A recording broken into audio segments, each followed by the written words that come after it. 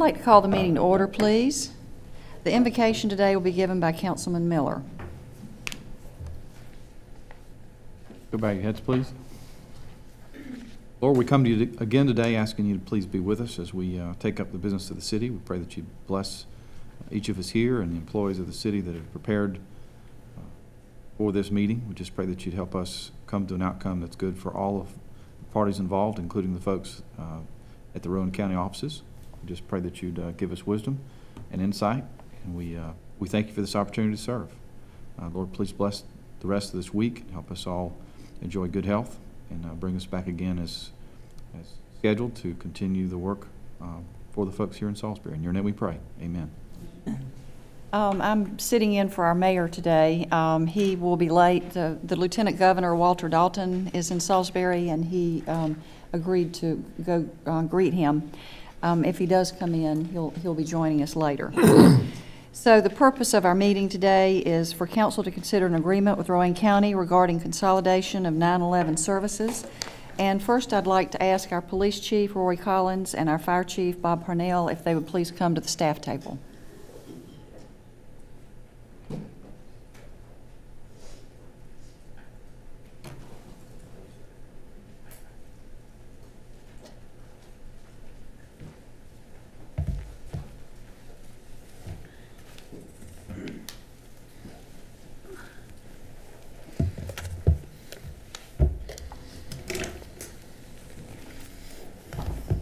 Welcome, gentlemen. Good afternoon. Thank you. And at this time, I'd like to ask our city manager, Doug Paris, if I'm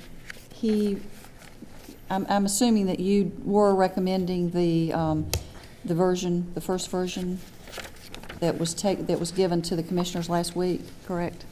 Thank you. We were going to recommend approval of the first version that went to the commissioners.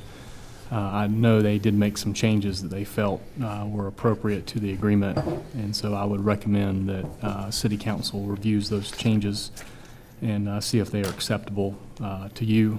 And if you want to make additional changes, then to make additional changes to the agreement. Chief Collins and Chief Parnell are here to answer any questions.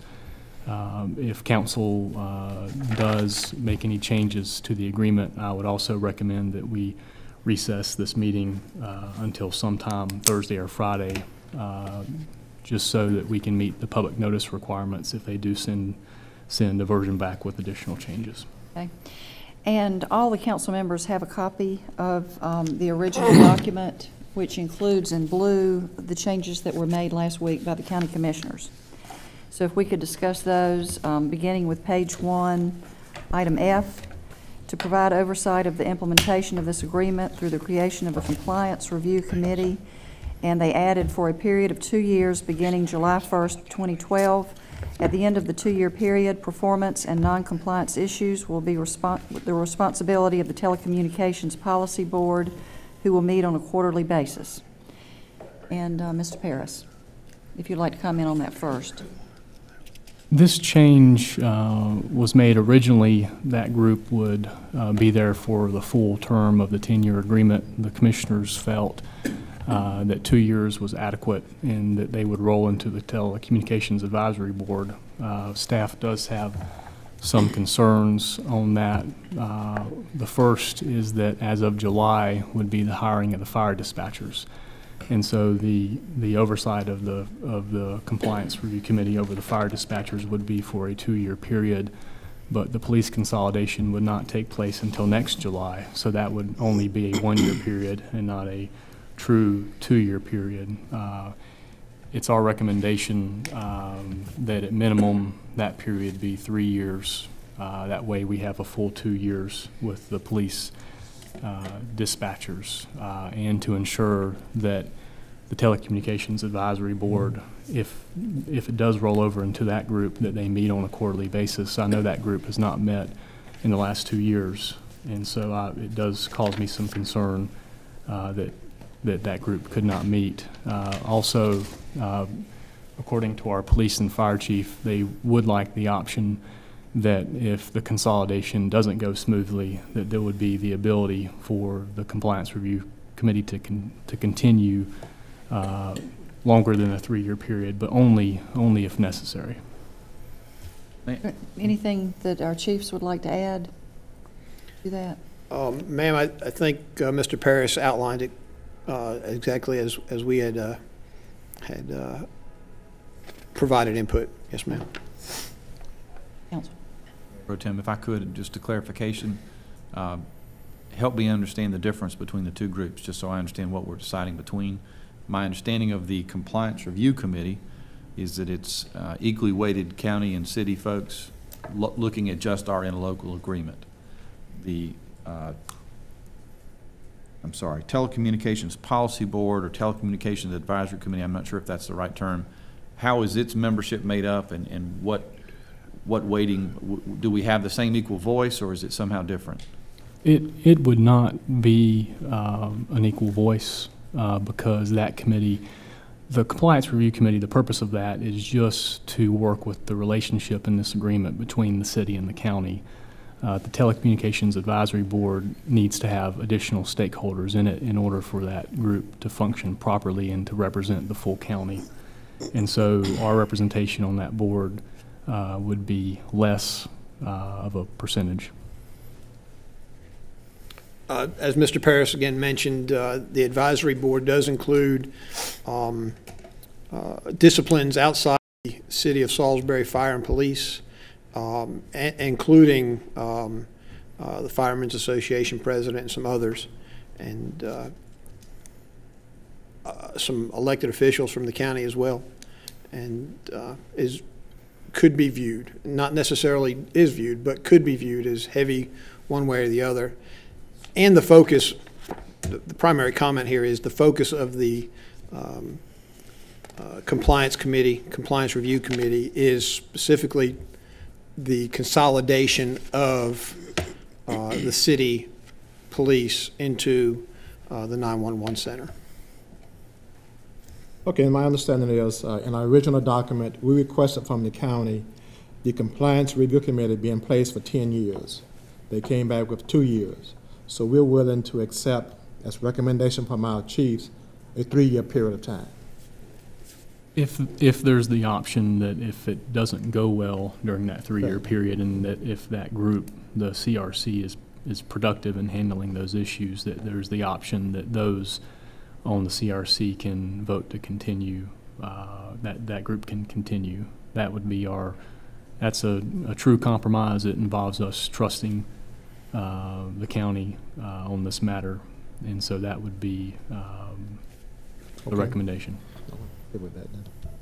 I'll accept your recommendation, but I will offer that I don't have statistics, maybe somebody in the room does, but the amount of call volume that's coming from the Salisbury city limits would be a substantial percentage of the total that's coming through the 911 dispatch center, that it needs to have special attention. I understand the commissioner's desire to not have multiple meetings with different interlocal agreements, but is it safe to assume it might be half the calls?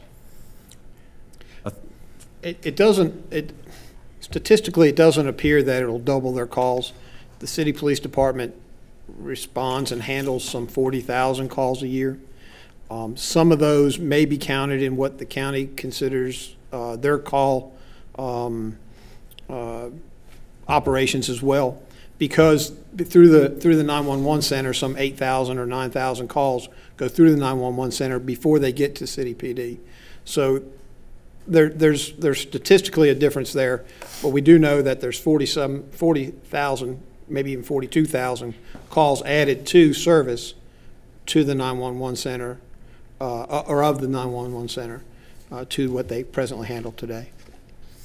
And that number, I will add, and I've confirmed just a few moments ago, that number of 38 to 42,000 range of calls for service. Now that's actually what we dispatch as calls for service. And that's not all through 911. That might be somebody calling in and they receive a dispatch officer where we actually receive somewhere in the neighborhood of 68,000. But of that number, 38, 42 result in a call for service dispatch. Do we know how many calls they get at the county now? No, sir. Well, we can't answer the question statistically how much of their total volume is ours. I would still say it's probably a large, significant amount. So I think, my point being is you guys have said you'd be fine with 3 years. I'm not so certain that we shouldn't ask for longer, but if 3 years is what you're suggesting, I'll accept it. I think anytime you have one partnership that far outweighs they have planning and zoning and other things they do for other municipalities, but the city of Salisbury is a bigger fish that they're trying to take care of. You pay attention to your bigger customers, in my world. You pay attention to all of them, but you certainly pay attention to the bigger ones.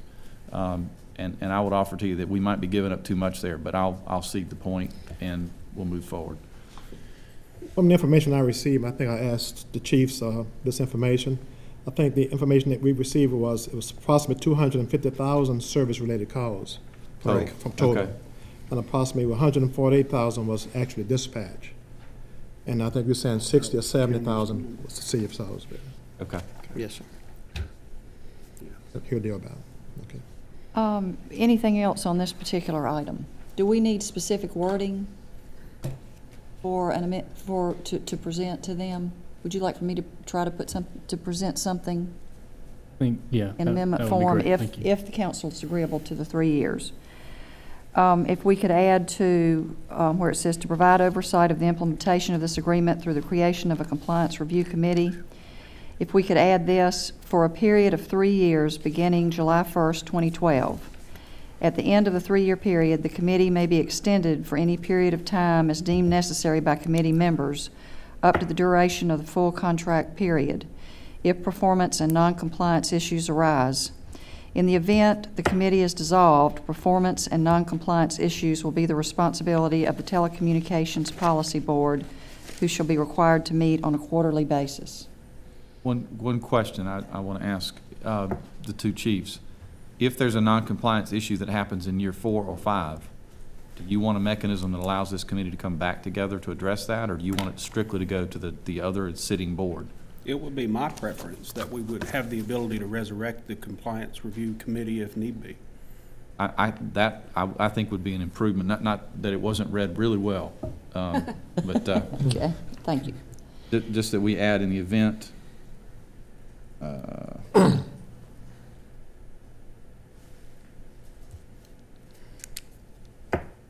This committee is dissolved.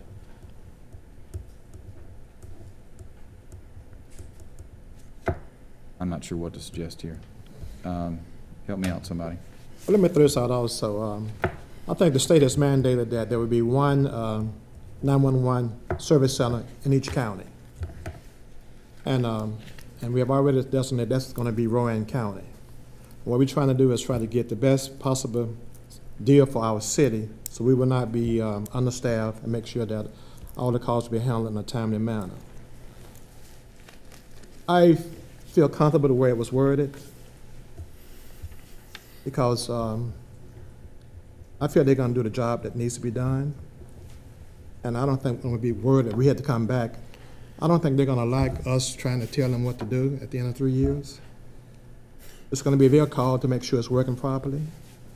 And I just think we need to go ahead and have it where the mayor read it and sort of move forward and hope they would accept it. That's just where I'm coming from. I would hope that if any compliance issue comes up during the period, Councilman Miller, that you're concerned about, that if myself and our police and fire chief desired to have a meeting with Mr. Page and Mr. Thomason and Mr. Robinson, that they would agree to do so, resolve any dispatch issue. I think that would be unreasonable on their part not to, and so I would expect that to take place. Yeah, I just think we just work together. Okay. Does that need to be written into this amendment from us, or I'm fine with where it is. are you okay with That's it? fine. If you all are? Okay. The next issue is on page 3, item number 5. Wait a minute, item number 3. There was 2 changes that the county commission made on page 3. Right. Item number 3, They struck our language, well, they struck language that was in there already, which was the city reserves the right to withhold payment in any given year should the county fail to meet the service level and performance requirements of this agreement. They made that change, which is actually marked out in red. And Mr. Paris, your response to that? In discussion with our fire and police chief, we actually feel that we've come up with a better idea than what was in the agreement previously. And I guess the county's concern is if they were not in compliance, that we would immediately withhold the money and they would not have a chance to get that year's money.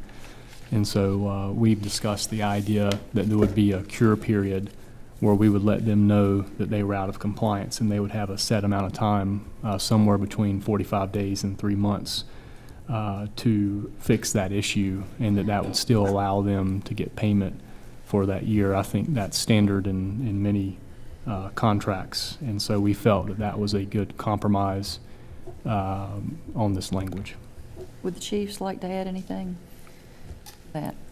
No, the other thing that came to my mind was and I think that it was included in some of my response was, in the event that during that cure period there are some steps being taken, but though at the end of that period it's not yet resolved, as long as we see that progress is being made, then we should have some discretionary authority there where we can decide that, well, there is the effort to get this repaired. It may take a little longer than the 45 days or whatever that's decided upon.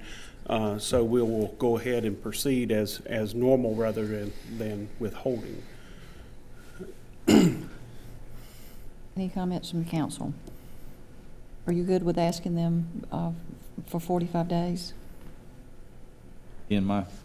I'm just wondering, what kind of issues would happen where 45, I mean, is 45 days enough time? I think we can envision that the standards that are laid out for performance are sometimes challenging or taxing, or there may be a situation where 90% is not met or a time frame is not met, and could be caused by any number of reasons. And if we see that, and that's in the compliance of this agreement, and if we see that Mr. Robinson is working on that and correcting that we would have a good feeling that we could continue on with the payments without having to threaten withholding, $50,000. That wasn't really our intent. Our intent is simply to make sure the investment the city is putting into this is protected. And so there could be any number of reasons that something could happen, but we just all agree that if there's corrections being made and they're timely and they're correct and they appear that they're working, that we would not have to withhold $50,000. And I would certainly think that within that 45-day window or 60 days or what have you, we'll know whether some effort's going to be made or not. Okay. It certainly should have started, if not being resolved within that amount of time. If y'all are comfortable with that, then I'm fine with it. I spoke with Mr. Lothar about this morning, and what I asked him was, is the prerogative to withhold payment not inherent in every contract? I always thought it was.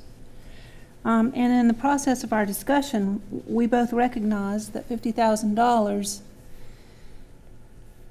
is really not a lot of money in the scope of the county's budget. All the $50,000 does is gives this contract some teeth. It gives us some sort of recourse if our requirements are not met.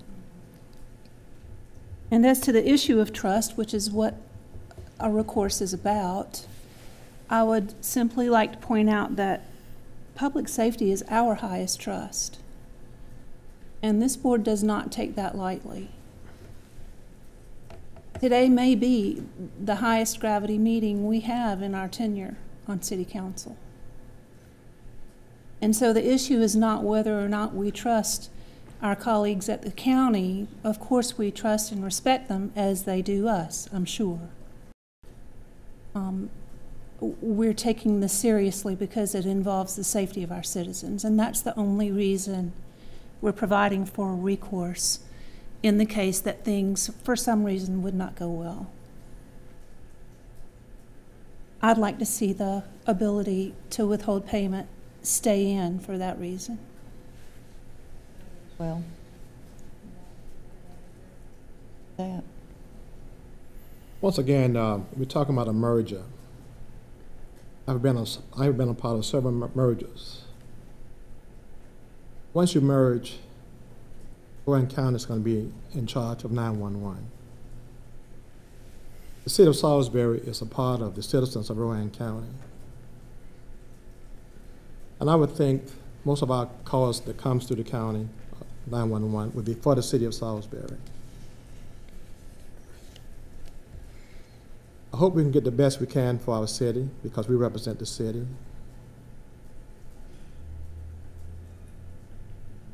But once we merge, it's going to be one system.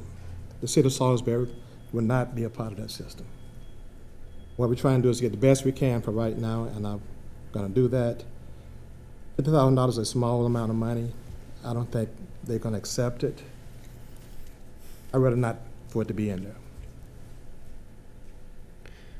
My opinion. You'd rather we not have the 45 days to, and the ability to keep that if something we don't feel is right, or the police department, the fire department? Somebody, help me with this, yeah. Well, to Ms. Blackwell's comment, possession's 9/10 of the rule. If we have the money, something's not working, whether it's in this agreement or not, I think we still have the ability of using that as a mechanism to try and get what we want to have happen.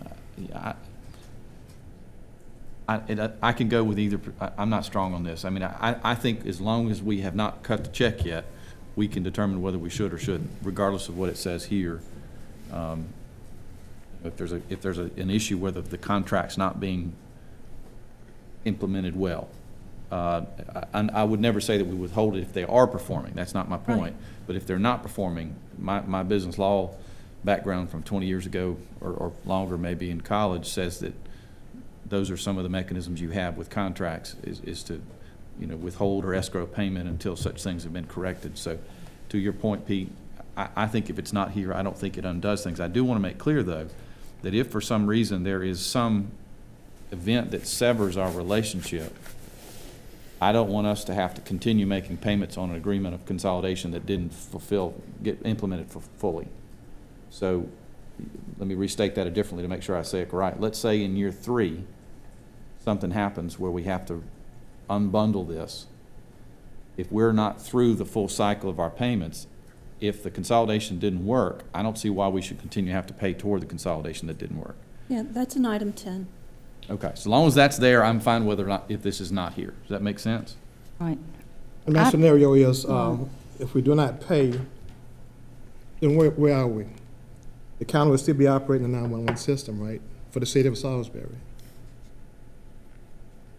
We will not have any say-so at all because we're withdrawing our funds. And I guess I don't. Where would we be? Yeah, I don't totally agree. Yeah, where would we be? Well, I just feel that if we have this ability and this is in the year, then that gives us an opportunity to have input into this. I think without that, we lose it. At any time, this city council can decide to get out of the dispatch business. That is a decision that can be made. It doesn't have to be made this month. Could be made next month. Could be made next year. And the county is statutorily required to pick up the cost, the full cost to do that. And there is no reason why we would have to pay. And the other towns do not pay. That amount was thrown in there as a carrot to have our first attempt at a service level agreement, and in addition to help offset some of the consolidation costs that they will have. And I think they are planning on earmarking some of those funds for consoles that they did not plan on purchasing in their Motorola contract. Those consoles were going to be in our contract. And so if we do remove the payment, the county, I'm not sure what the county's reaction would be favorable to that or not. Your recommendation still, and that of the chiefs, is to keep this in here, the 45 days, correct? And I think that's another reason that I feel Of 45 days. that they're the experts. But I did want Yeah. to say Councilman Kennedy's absolutely correct in what he's Right. saying. So what do we do about it? 45 days. Do we leave it in or not? Let me be clear, I'm fine with the language that's been proposed. I'm also fine if we don't have it in there at all. If the county were to come back and strike this saying that they absolutely have to have it removed, I'm not going to lose any sleep over it. Because I think, because it's a contract, if they're not in compliance, we can withhold our payment. I'm okay with that, yes. So I leave it in here for now would be my suggestion, see what happens. And I realize that's not a very strong suggestion, and they're going to see the minutes of the conversation, but I'm ambivalent about it because I think we have the right either way.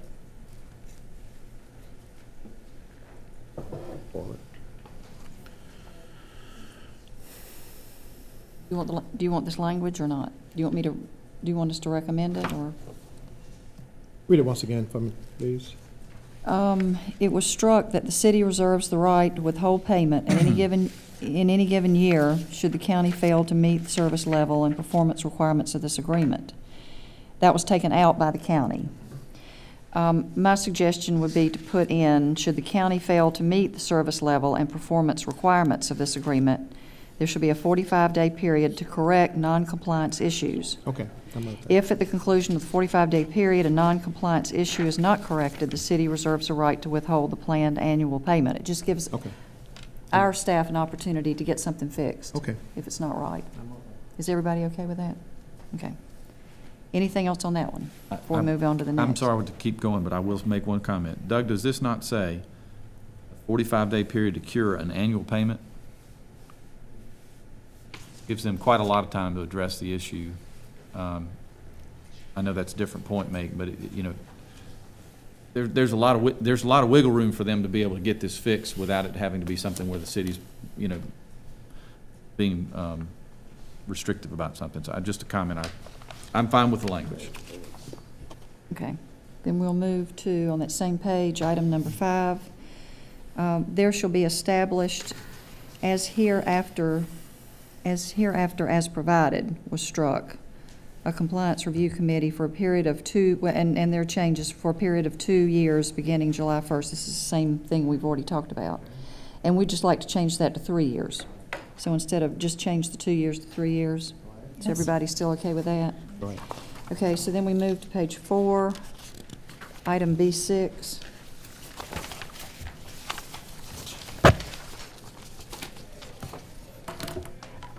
And that is to review NFPA, DOI, and ISO standards as they pertain to dispatch operations. And we'd just like to add CALIA to that, which is, Chief, help me out.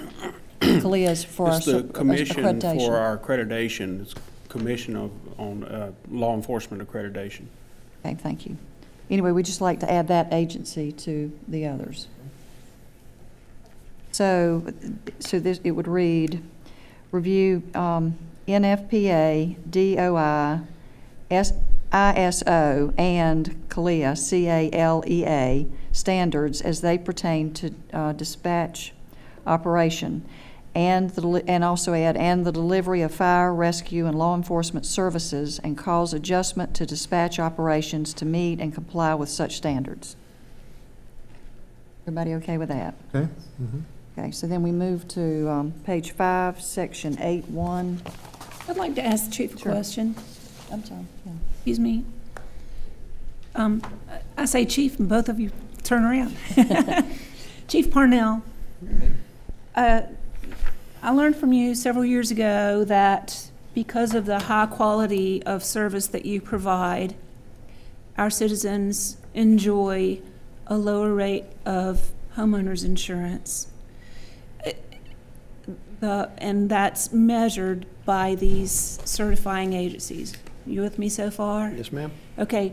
Does the topic that we're discussing today, this entire issue, does this stand to affect your delivery of those services and in return the reduced homeowners insurance that our citizens enjoy? Yes, Or ma'am. no, oh, yes? Yes, ma'am. If you're asking me, do the changes at the 911 center or the consolidation at the 911 center impact, or could it impact, the city's ISO rating that is conducted by the North Carolina Department of Insurance, DOI? The answer is yes. It does impact, because 10% of our city's community rating is the evaluation of the 911 center.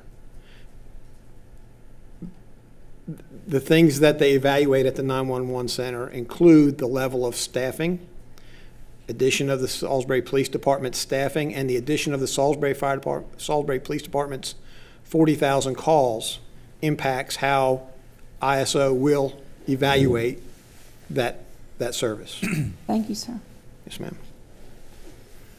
Okay, then for item 8, number 1, it was struck out to hire 4 new dispatchers effective July 1st, 2012, whose primary responsibility will be to handle primary dispatch service for the City of Salisbury Fire Department. Those dispatchers will be assigned to a dispatch position that will be dedicated to handling Salisbury City Fire dispatch calls for service at a minimum intent of 90% of the time.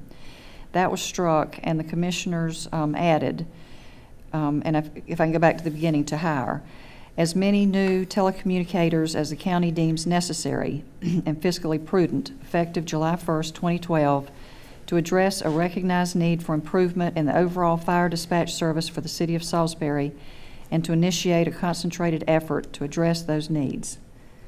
Mr. Paris. My recollection of that discussion is that, just cutting to the chase, there were 3 issues with that paragraph. The first is that we were telling them how many folks to hire, and they want to make that decision themselves. The second is the 90% of the time is hard to measure, which we understand that. And then the third item is something that was interesting, because we were asking them to provide a dedicated watch inside the city limits for large structure fires. And I received some feedback from folks in the volunteer firefighter community that they would also like that level of service out in the county. So if there's a large structure fire out in the lock fire area, that they also were able to receive a dedicated watch from the dispatch. And so myself and the police chief and the fire chief worked on what we could do to compromise. And so we would recommend that we leave in that they can hire as they wish, in order, that our dispatch is improved. Although we do recommend there be a minimum of 2 that would serve both the city and the county, so that if there's any large structure fires, that both the city and the county could receive a dedicated watch. If you remember, we invited you and the county commission down to fire station number 1 to hear a presentation from the actual fire chief about the importance of dedicated fire dispatchers. That's been a long time goal of our fire department. That chief, if I recall correctly, called them angels in the sky. They had a 5-level medical building that was on fire, and that dedicated dispatcher was able to determine that the team that was inside the structure was on the wrong radio channel, which is why no one on the scene could listen to them. And so we do feel that this is important. We understand. I probably would not recommend to you that they dictate the number of folks that we hire. And so I completely can understand that point. We want to make sure that both the city and the county have that dedicated watch. We feel that that's important because we're all one team in the fire service county-wide. And so we would recommend some compromise language with those elements, and we feel that this is actually a big improvement on the language that was in the agreement worked on by staff. Comments on that? Could I recommend wording, and then if you have a problem with it, let me know. If we would add to hire as many new telecommunicators as the county deems necessary and fiscally prudent, effective July 1st, 2012, to address a recognized need for improvement in the overall fire dispatch service for the City of Salisbury, and to initiate a concentrated effort to address those needs. And if we could add to that There will be a minimum of 2 telecommunicators dedicated to combined city and county fire dispatch that operate together to serve the fire services of both the city and county. 1 telecommunicator will provide dedicated watch of working incidents throughout Rowan County. In the event of 2 simultaneous working incidents, the Rowan County Telecommunications Supervisor will prioritize which incident receives dedicated watch. Everybody good with that? Okay. And then we have one more, and that is on page 5, section 8.2.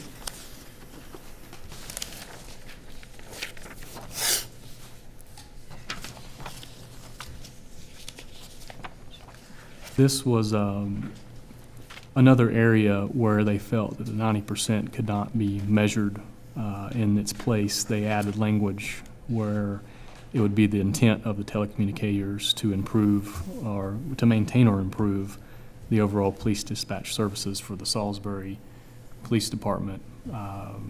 We like that language. We don't want to dictate how they run their operation. However, in order for me to give you my recommendation in order for our service level to decline, we just would like some clarification in the contract that our service level won't decline, that there will be 2 dispatchers handling our call volume and a 3rd one if necessary during peak times, and that they have a supervisor on staff that is qualified to of our policies and procedures for police dispatch. And so I think that is good compromise language. I feel like they would do that, and I feel like they would agree to that.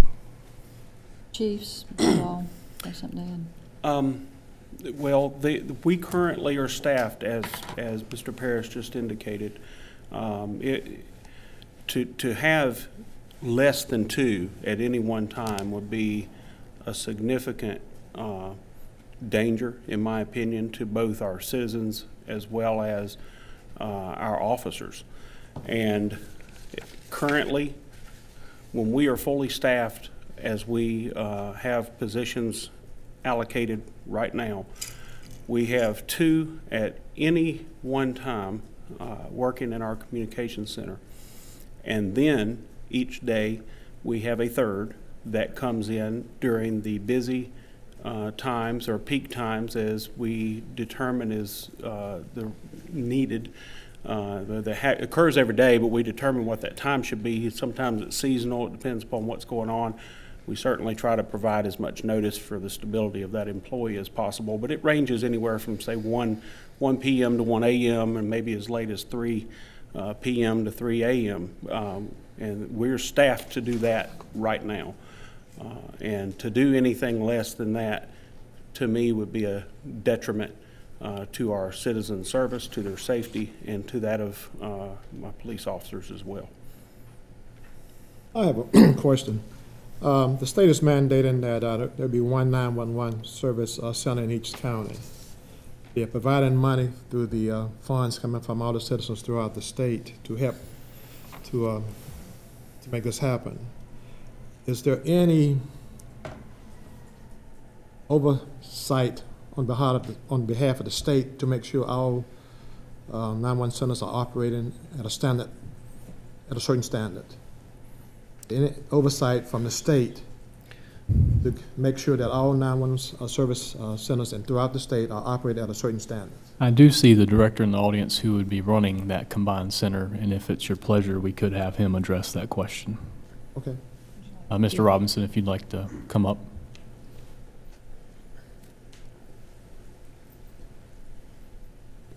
Good afternoon, Councilman. How you doing? Welcome. Currently, the North Carolina 911 Board just enacted a new standard to deal with anything from standards of building a new 911 center to staffing levels and things of that line. This is a unique committee that's made up not only of telecommunications directors, but people from the Sheriff's Association, Police Chiefs Association, and other agencies that we provide services for throughout the state. This standard was just enacted this year, and it is constantly being reviewed on a quarterly to biannual basis by the board to see what standards need to be improved upon and met. These standards that are now being passed down to our 911 centers are going to be tied back to money, as you guys know. And that's one of the things that they're looking at on a individual basis throughout each county to make sure that we're meeting the standards that they're setting.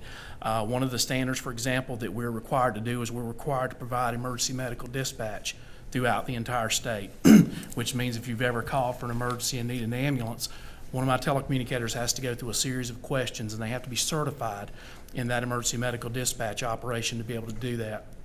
That's one of the many standards that they push down on us to make sure that we're doing what we're supposed to be doing. Thank you. Thank you. Anything else on that? Could I propose wording and let you all react to it? That we would add to section 8.2. There will be a minimum of 2 telecommunicators assigned to the Salisbury Police Department functions. A third telecommunicator will be assigned during the city's statistically busy and peak times.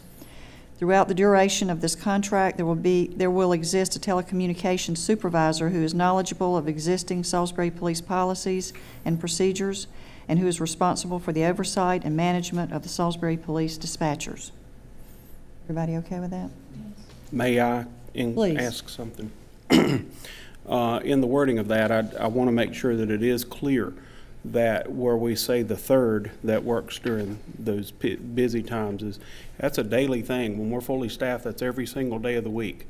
So it's a full-time employee, and it's not just somebody that works seasonally as we're, like during the summer when kids are out of school and we're busier. And I just want to make sure that there's no misunderstanding there. And the number, and the one thing I feel like maybe I should point out whenever the commissioners met, there was, though it wasn't, I don't think, written in the contract initially, a specific number that they would be inheriting. I think it indicated all of our telecommunicators and the supervisor. The number 10 continuously was mentioned through the meeting, and so I spoke to Rob, and he made that mention of that to the commissioners, and they seemed to balk at it a little bit. And because we in fact have 11 to include 10 telecommunicators and the supervisor. And there was some discussion about, in order to go ahead and handle or take in that 11th person, to utilize that person so that nobody gets laid off as one of the dedicated fire department dispatchers. And that would be a reduction in my staffing service, and I want to make that clear that that's not acceptable. Right.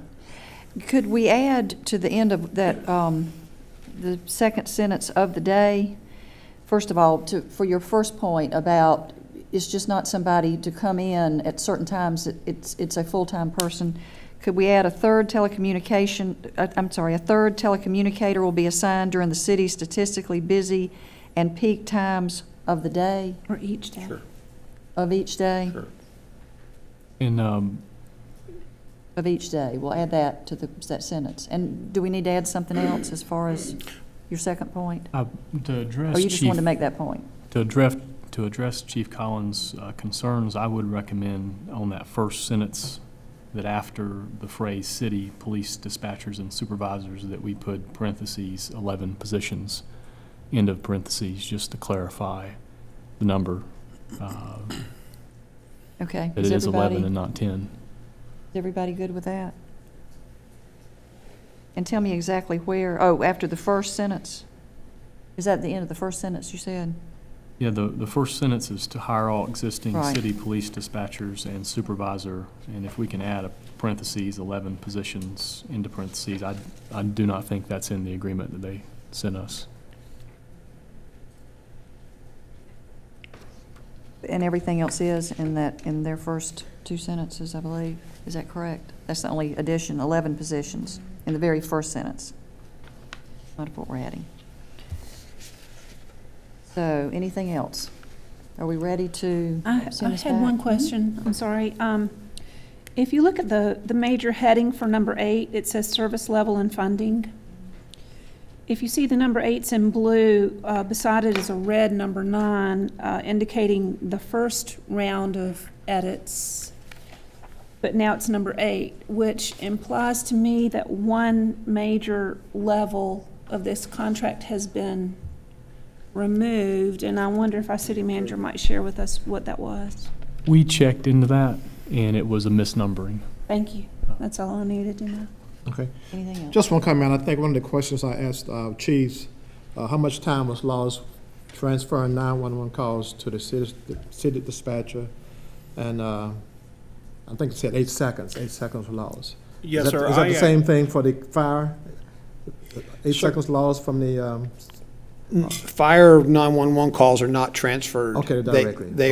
They are taken directly by the county and dispatched to us. okay. I actually asked Mr. Thompson at the back of the room, who's our Okay. emergency services director, that very question the other day, and Okay. he said he believes it to be somewhere around 8 seconds. Is that still accurate? Okay. Okay, well, 8 seconds not as bad, but with the fire, it's going direct.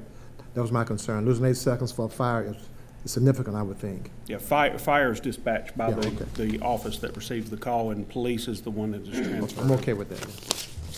I would also make note that 10 years is a long time, and there's no provision in the contract for any growth, whether the city's population were to grow, whether our crime element were to grow, or whether for some reason we had an increase in fire incidents.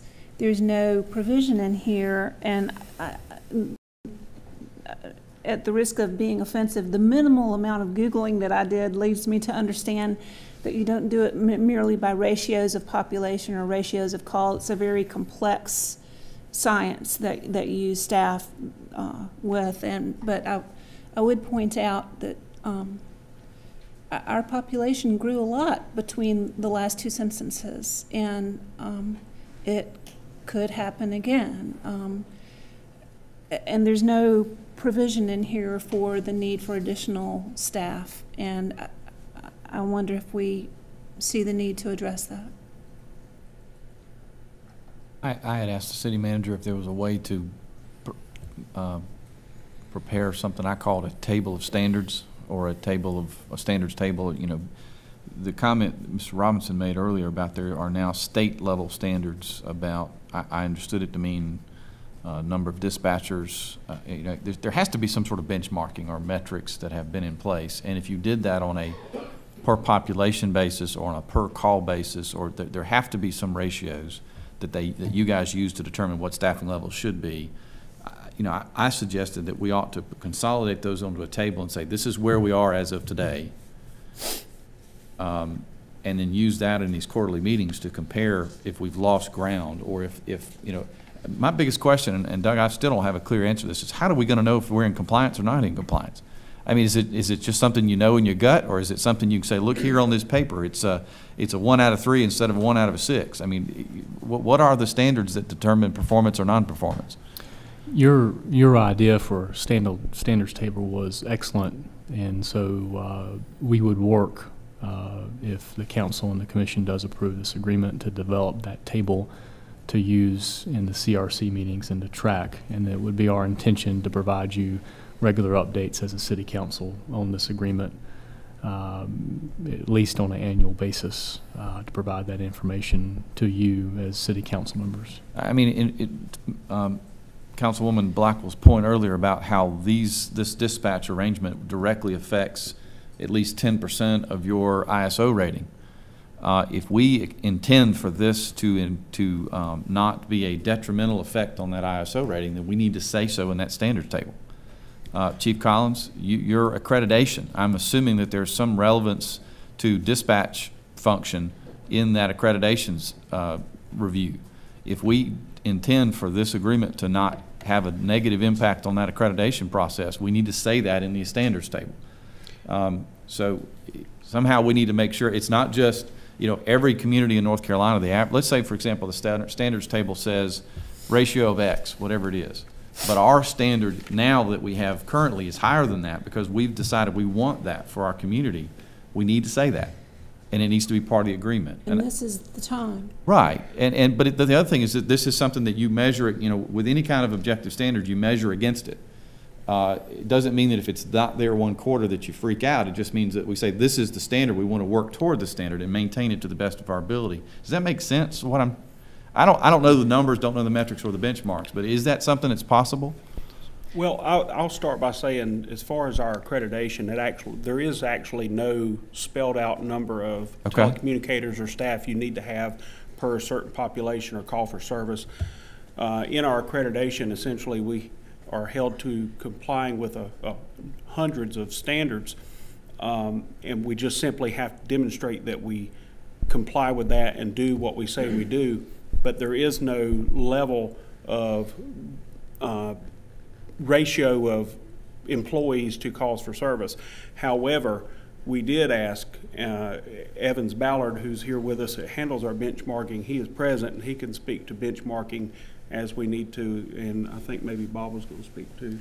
Well, I was going to simply say where council was wise to adjust the wording under the responsibilities of the compliance committee, where it says, states number 6, and it review NFPA, DOI, ISO, added CALIA to those standards as it pertains to dispatch operations, and then you added, or you're asking to add, and the delivery of fire, rescue, and law enforcement services, and cause adjustment to dispatch operations to meet and comply with those standards. As a sidebar, ISO does use call volume to determine the number of dispatch staff there are on duty on a 24-hour basis. You might want to add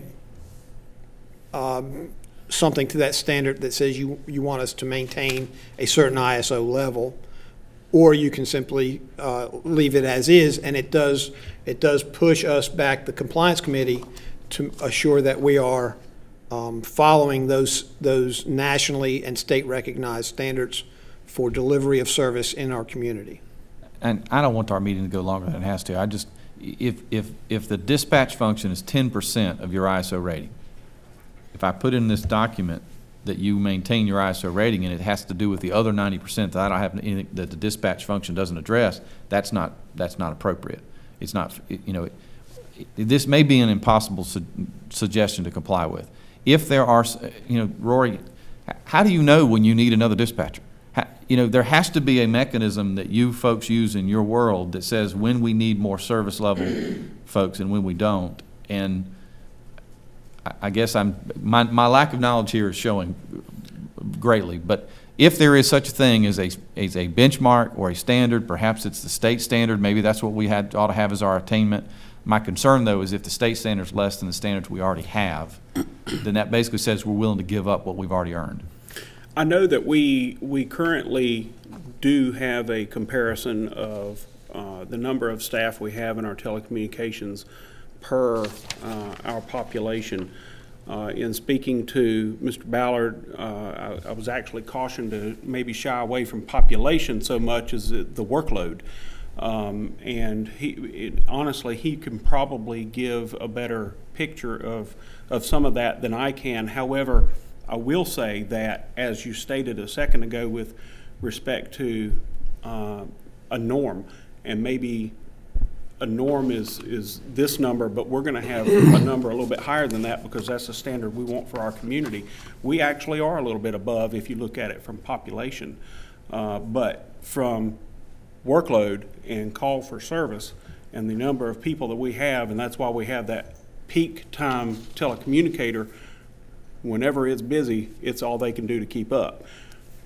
But there again, you know, we all know in emergency services, you might be dead 1 minute and the next minute it's crazy. So we actually exceed by a little bit, Evans, I don't know if you want Evans to come up, but than the norm. But we use every bit of what we have. My point is not, I don't need to have an education on what the benchmarks need. I'm just suggesting that whatever the benchmarks are, that we incorporate them into the service level agreement. That's all I'm suggesting. Evans, you and I can have lunch. We can talk more about that at some other time. And I look forward to the education, but that's not germane to this. It's just whatever the benchmarks are, let's put them in here. Is that fair to say? Yes.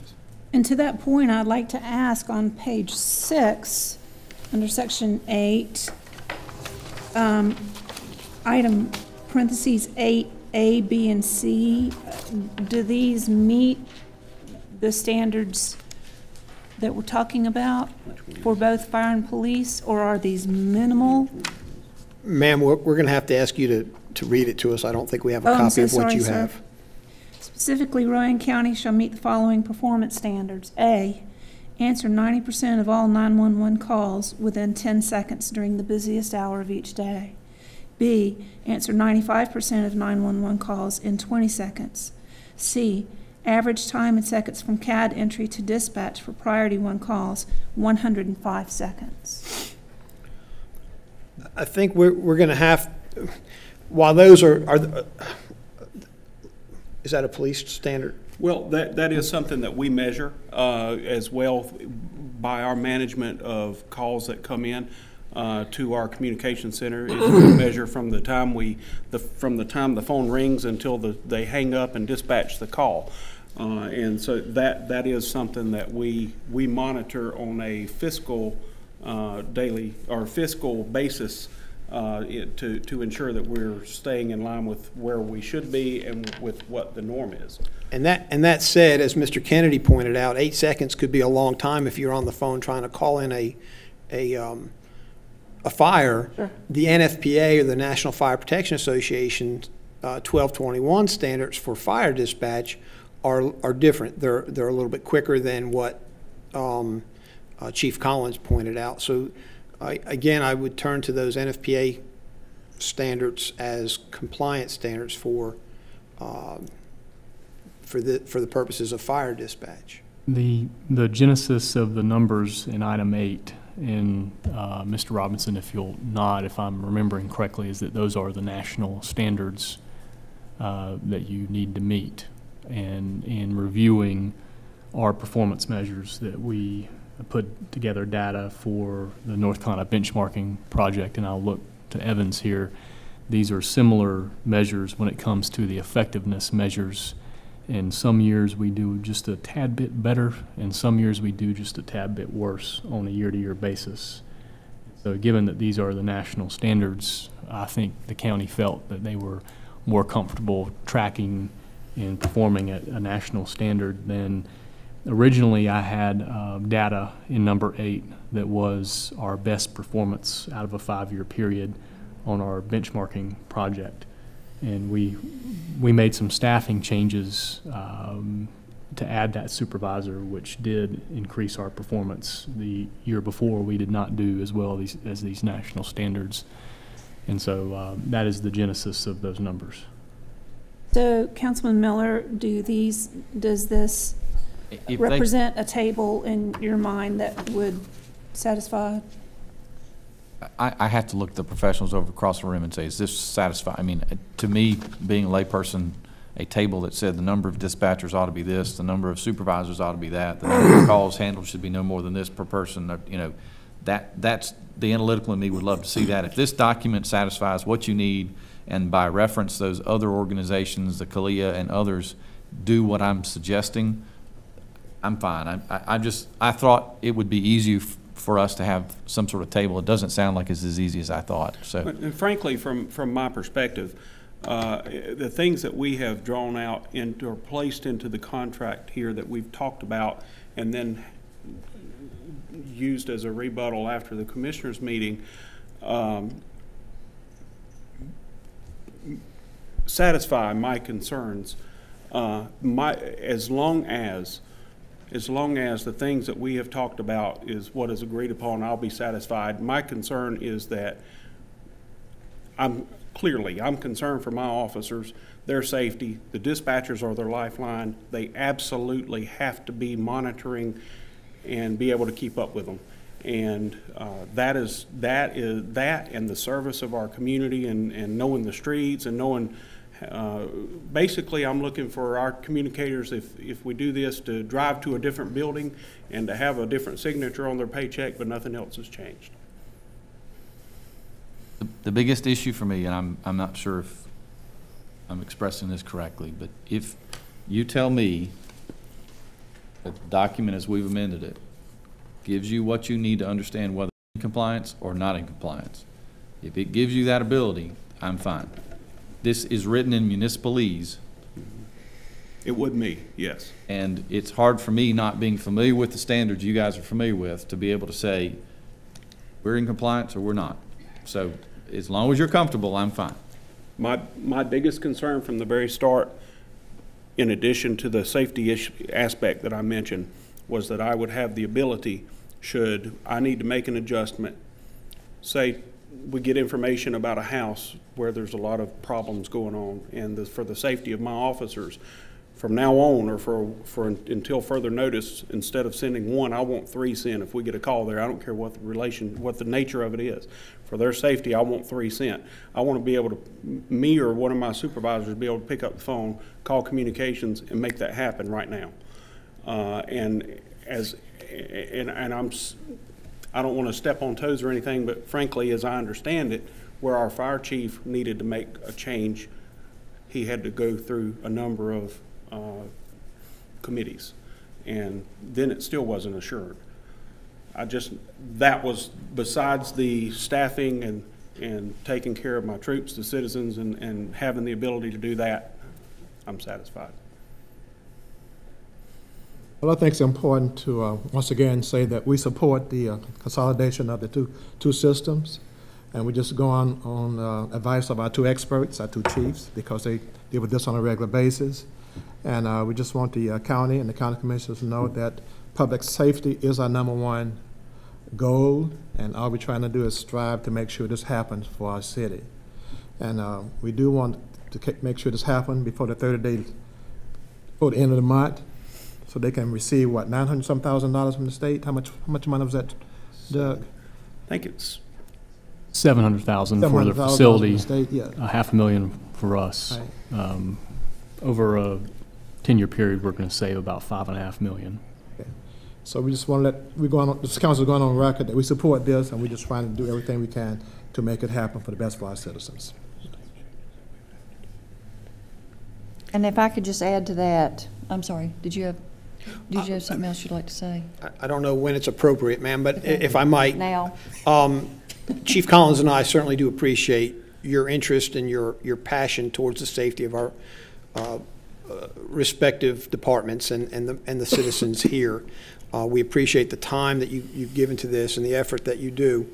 I want you to know that whenever I went to the Director of Communications in Rowan County and asked for a change, for example, would he dedicate a dispatcher to listen to our fire grounds, he was always very receptive. There was no fight or anything negative. He was always receptive, except he told us he could not do that with existing levels of staffing, that he needed more staffing committed to the fire dispatch function. Hence, as while we're all in this MOU together, fire and police, we're really different. While Chief Collins is consolidating 11 people and a function of law enforcement, we're asking the county to put a second communicator on the fire communications function on a 24-hour basis to help the Salisbury Fire Department increase safety of our firefighters, but also the volunteers in our county. This isn't selfish on the fire department to say we want more dispatchers just to look after us. That's never been our cause. It has always been, we understand that there could be a significant fire anywhere else out in the county, and both fire dispatchers function to cause them to be safer, to watch the screen that they may watch at the dispatch console and see the caller ID if a firefighter's calling in a mayday or saying that he's in trouble or helping to track the crews. And that's the wording that you used in your correction or your additions, is the dedicated watch. That all we've asked for is a couple things, and that is to watch after our firefighters on the operations channel and watch after all Rowan County firefighters on the operations channel, and hence the dedicated watch. And they have never been unwilling to do that. They're very, very technically gifted people at the 911 Center in Rowan County. They're very agreeing, they're very capable and very professional. We simply need to add more function there. To Mr. Miller's comments earlier, do we have enough? We know we don't now because we need another level of safety. We need another layer of safety. And so hence we think that one more, and this is Mr. Robinson's solution, is that he needs more dispatchers. We support that, and that's why we're here. And we thank you for supporting that. We do, Mr. Kennedy, trust Rowan County's 911 Center to give us the best that they can. We simply want to, we thank you for the opportunity to be here. We want to thank you for the opportunity to be here so that we can all help them provide the best level of service for our community and the communities across the county. Before I sum this up, is there anything else from council or Mr. Paris? I would like to sum it up by just saying that this is critically important for us as city council members because we have a tremendous responsibility for the public safety of our citizens. And I think that any time that we give up any authority over our services, it's our responsibility to make sure that we are comfortable with an agreement, with any kind of agreement. So with council's approval, we will submit these changes to the county commissioners. I'd like to say thank you to them for the changes, the time they spent on the agreement and the changes they made, because that helped us get closer to a compromise. And I've just asked that they look on these changes favorably and realize they're extremely important to us, to our staff, and to the citizens that we represent. So that will be our next step. And Mr. Paris, if you will get this to them and then let us know if we need to take another step after that. And thank you, and let me just say thank you to Mr. Paris and to Chief Collins and to Chief Parnell. They have put a tremendous amount of time in this, and we couldn't do it without them, so we're very grateful. Do we need a motion officially to put those motions in the minutes? I assume so. I move to approve the minutes as. To approve these. Right, approve those changes? additions. Okay. Yeah. Approve the amendments as edited. Okay. Second. Discussion, all in favor, aye. Aye. Opposed, no. Motion carries. Mr. Paris, anything else before we finish up? The council may want to plan on recessing until later in the week. That would give you an opportunity to approve the agreement if Rowan County does send back some additional changes. Because we do have, I believe, a 48-hour meeting notice, so we could get in a situation where they send us an agreement towards the end of the month and we don't have adequate time to notice a new meeting. It could be that the county approves the agreement the way that we send it to them, but they also may want to, there may be something that they didn't think of at their last meeting that they may want to add. Do we have to recess to a particular time now? Do we have to set a time now before we recess? Yes, a date and a time. I will. Thursday or Friday, which one would probably work better? I'm out of town on Thursday. I'm going to be Friday's out of best town for most of me. Thursday, too. Friday. You back Friday? Yes. What time? Anytime after noon. Noon to 4, somewhere in that window. Anybody have a preference? Could we do 1 o'clock? Everybody good with 1? I better look, wait a minute.